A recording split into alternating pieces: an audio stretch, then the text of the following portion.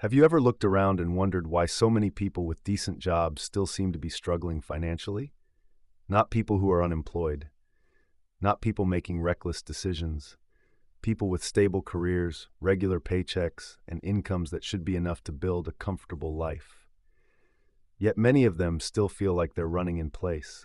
The strange part is that the trap isn't always low income. More often, it's the way modern life quietly turns income into permanent obligations. Imagine someone named Sarah. She's 31 years old and lives in Seattle. She works as a marketing specialist and earns about $82,000 a year. After taxes, retirement deductions, and health insurance, around $5,000 lands in her bank account each month. At first glance, that sounds comfortable. Now let's watch where the money goes. Her apartment costs $2,000 a month. Her car payment is $480.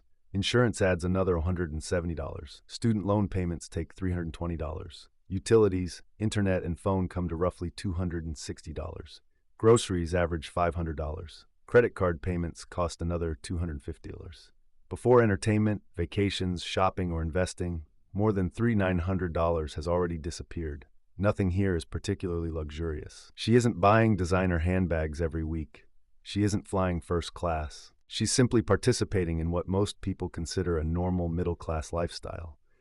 And that's exactly why the trap is so difficult to recognize.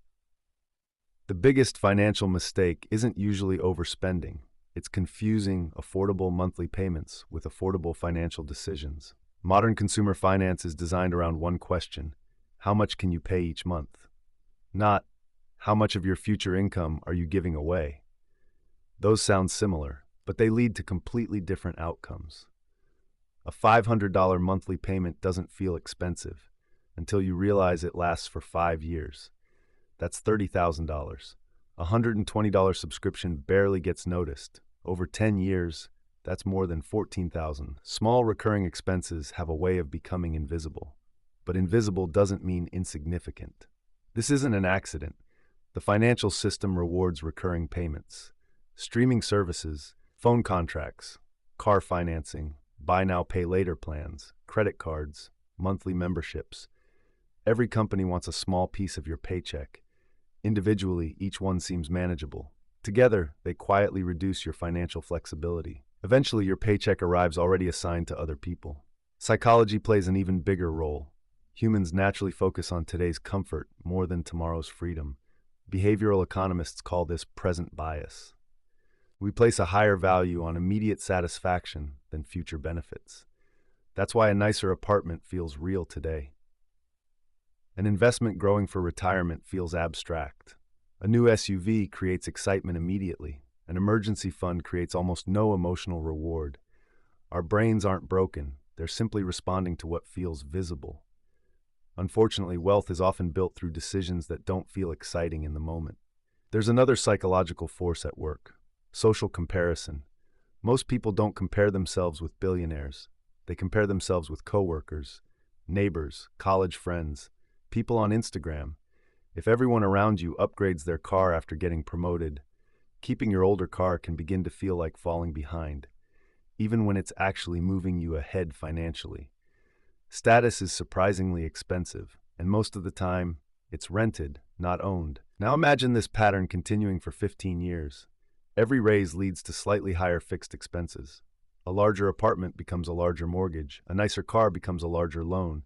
A promotion becomes permission to spend more.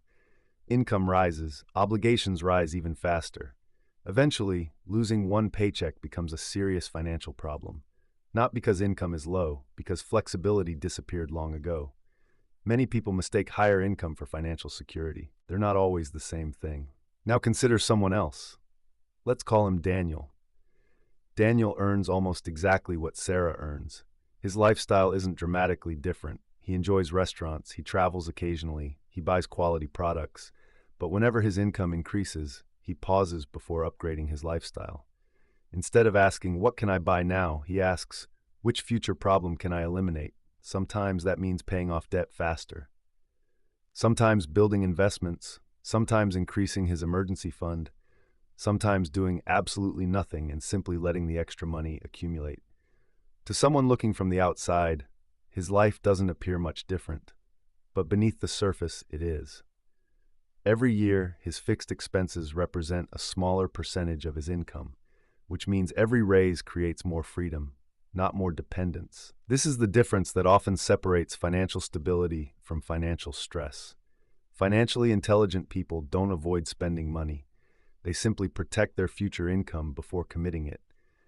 They understand that every recurring payment competes with future choices.